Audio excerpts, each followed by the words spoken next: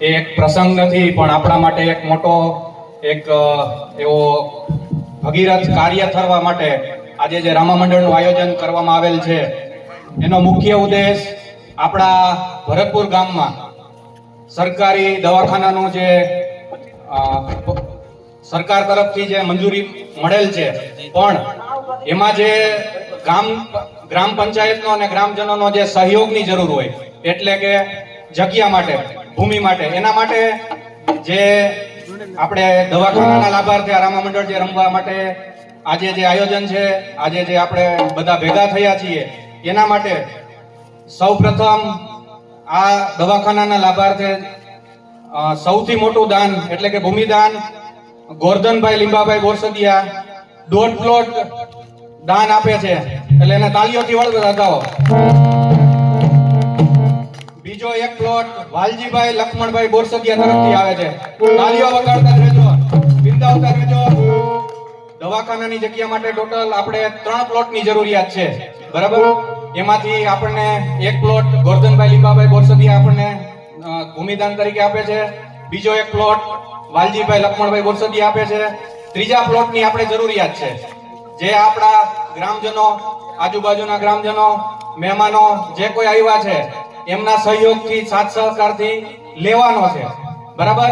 એટલે એના માટે આ રામા મંડળનું આયોજન છે, જે રામા મંડળ માટે આપણા જ ગામનું છે આમ ગણો તો, પણ એ જે લાભાર્થી રમે છે એ કોઈ અહીંથી એક પણ રકમ લઈને નથી જવાના.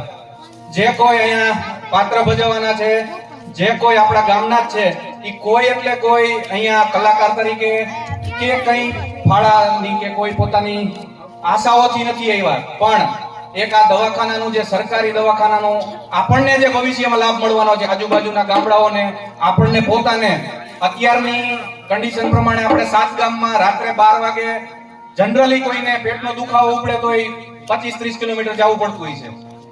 એનું એક સુખદ નિવારણ આવે એના માટે સરકાર તરફથી આપણને પ્રાથમિક આરોગ્ય કેન્દ્રની ભેટ મળેલ છે.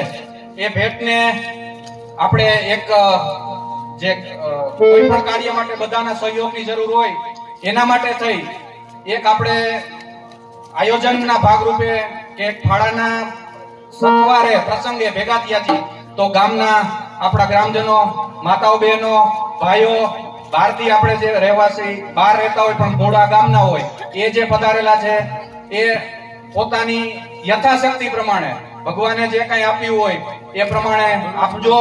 એટલે આપણે જે મુખ્ય જે ગામને આપવાનું છે, એટલે કે જગ્યા આપવાની છે સરકારને, એના બાંધકામ માટે એ કામ ઝડપથી પૂરું થાય અને ઝડપથી બાંધકામ ચાલુ થાય, આપણને આરોગ્યલક્ષી સેવા મળે એના માટે ફાળાની બુકમાં લખવાનું ચાલુ છે, હમણાં ચાલુ કરાવી દીધું છે. એટલે આપણા ગ્રામવાસીઓ ફૂલરૂપી દાનની સરવાણી આપી આ ભગીરથ કાર્યમાં સહયોગી આપતા રહેજો.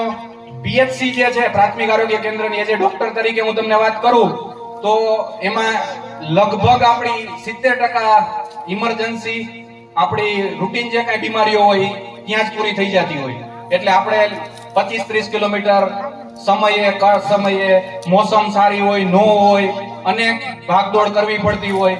અત્યારે આપણા ગ્રામ્ય લેવલે જે નાના અમારા ઉંમરના તો ન હોય, બહુ ઓછા હોય, એટલે વાહનની વ્યવસ્થા ન હોય, 4 વ્હીલ આવડતી ન હોય, અને કંઈક તકલીફ એવી થતી હોય તો દવાખાના વાકે અટકતું હોય. ઘણી વખત 2-5 દિવસ એમાં મોડું થાય તો બીમારી વધી જતી હોય. તો એ લાભ મળે અને એ ઝડપથી આપણા ગામને, આજુબાજુના ગામને અને આજુબાજુની આરોગ્યલક્ષી જે સેવાઓમાં ઝડપથી આપણે એનો લાભ લેતા થઈ જાય, એના માટે એક મારા તરફથી તમને આ ગામના ગ્રામ પંચાયતની બોડી તરફથી અને ગ્રામજનો તરફથી એક નમ્ર નિવેદન અને એવું એક રિક્વેસ્ટ કરું છું કે ઝડપથી જે કંઈ આપણને ભગવાન આપ્યું છે, બરાબર, એમાં આપણા યથાશક્તિ પ્રમાણે આપતા રહેજો અને એનો લાભ મળે એના માટે આમ ગણી તોય માગવું એ એક એવી વસ્તુ છે, કહેવતમાં કીધું છે કે મરું તોય માગું નહીં, અપને તન કે કાજ. એક પરમાર્થને કારણે મને માગતા ન આવે લાજ, બરાબર. એટલે આ પરમાર્થનું કાર્ય છે, પણ એ આપણા ફાયદા માટે છે, સ્વાર્થ માટે છે. પરમાર્થ તો છે જ કે દવાખાનું આરોગ્યલક્ષી આપણને સગવડ મળી જાય, એટલે લગભગ બીજું ખાવા પીવાનું મળી જાય, આરોગ્ય મળી જાય, એટલે બીજી લગભગ ભૌતિક સુવિધા મળે કે ન મળે પણ આપણે જીવી જાય, બરાબર. એના માટે થઈ આપણે આ પરમારથ કાર્યને બધા હોશે વધાવીએ.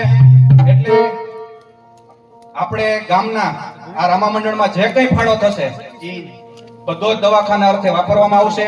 રામા મંડળમાં જે કોઈ આપણા જ ગામના છે પણ એ જે લાભાર્થે રમે છે એ એક પણ જાતનો કોઈ ફાળો નથી લઈ જવાના.